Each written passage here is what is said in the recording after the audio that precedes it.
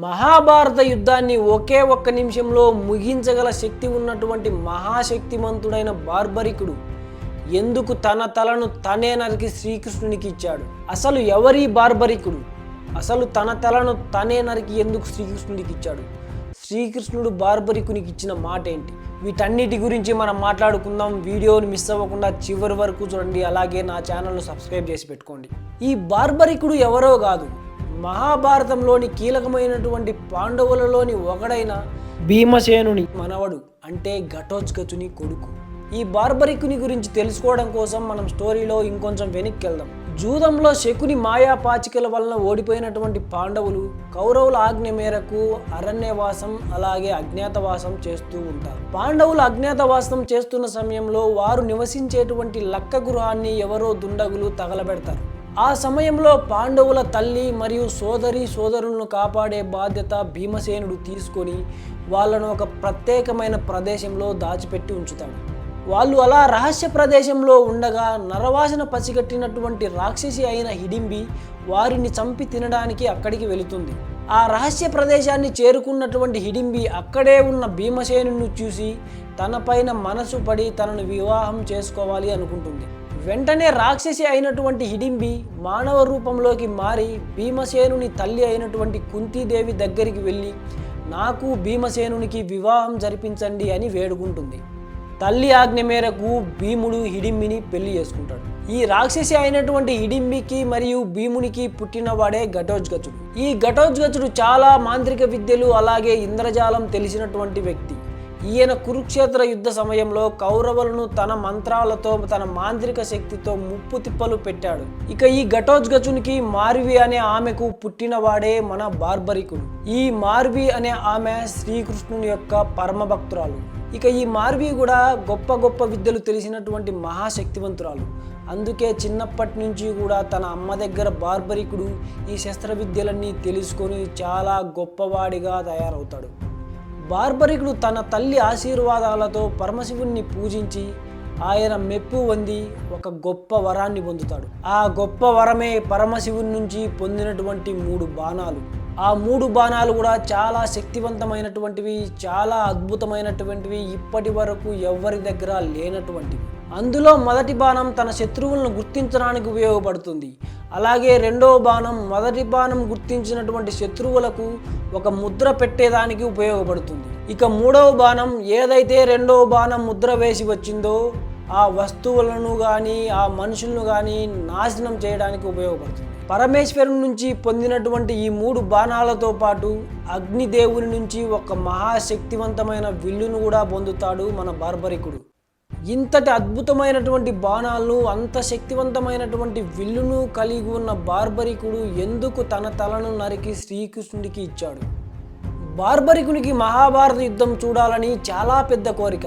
ప్రతిసారి కూడా శ్రీకృష్ణుని అడుగుతూ ఉండేవాడు, ఎప్పుడు మహాభారత యుద్ధం మొదలవుతుంది అని. ఇక మహాభారత యుద్ధం మొదలయ్యే సమయం రానే వచ్చింది. ఆ సమయంలో శ్రీకృష్ణుడు అందరి యోధులను పిలిచి అందరినీ ఒకే ఒక్క ప్రశ్న అడుగుతాడు.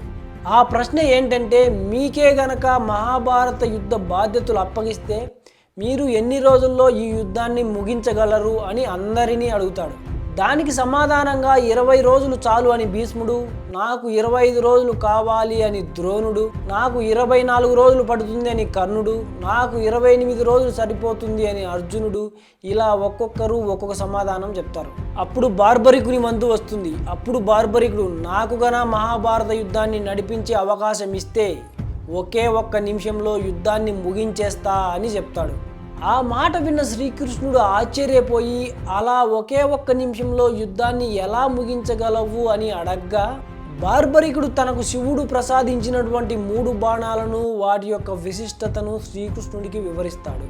ఆ మాట విన్న శ్రీకృష్ణుడు బార్బరికుణ్ణి పరీక్షించాలి అనుకుంటాడు.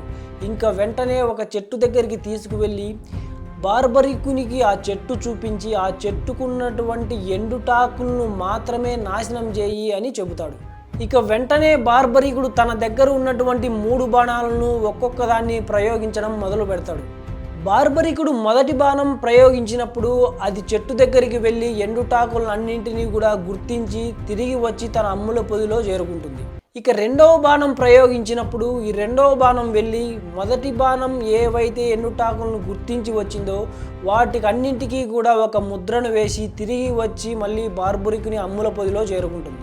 ఇక మూడవ బాణం ప్రయోగించగానే మొదటి రెండు బాణాలు గుర్తించినటువంటి ఆ చెట్టుకున్న మొత్తం ఎండుటాకులను కాల్చివేస్తుంది. మళ్ళీ తిరిగి వచ్చి తన అమ్ముల పొదిలో చేరుకుంటుంది ఆ మూడవ బాణం కూడా. ఇదంతా చూసినటువంటి శ్రీకృష్ణునికి బార్బరికుని నుంచి శత్రువులు ఎవరు తప్పించుకోలేరు అని అర్థమవుతుంది. ఇక శ్రీకృష్ణుడు వెంటనే బార్బరికుని తల్లి దగ్గరికి వెళ్ళి కొన్ని విషయాలు అడిగి తెలుసుకుంటాడు. అందులో తనకు అర్థమైంది ఏంటంటే, ప్రస్తుతానికి పాండవుల వైపు సైన్యం తక్కువగా ఉన్నారు, పాండవులు బలహీనంగా ఉన్నారు కాబట్టి పాండవుల వైపు నిలబడి యుద్ధంలో పోరాడతాడు బార్బరికుడు. కానీ బార్బరికుడు తన అమ్మకిచ్చిన మాట ఏంటంటే, ఎవరైతే బలహీనంగా ఉంటారో వారి వైపు నిలబడి యుద్ధంలో పోరాడతాను అని చెప్పి ఉంటాడు. ఇవి రెండు విన్నటువంటి శ్రీకృష్ణునికి ఒకటి అర్థమవుతుంది, బార్బరికుని వలన మహాభారత యుద్ధంలో అందరూ చనిపోతారు. ఎందుకంటే మొదట పాండవులు బలహీనంగా ఉన్నారు కాబట్టి పాండవుల సైడు యుద్ధంలో నిలబడి పోరాడతాడు.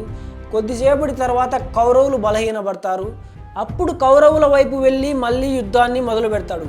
సో ఇలాగా రెండు వైపుల నుంచి కూడా బార్బరికుడే యుద్ధం చేస్తాడు కాబట్టి అక్కడ ఉండే వారిని మొత్తాన్ని చంపేస్తాడు అని తెలుసుకున్న శ్రీకృష్ణుడు ఇంతటి అనర్థానికి కారణమయ్యేటువంటి మహాశక్తివంతుడైన బార్బరికుడు బ్రతికి ఉండకూడదు అని నిర్ణయించుకుంటాడు.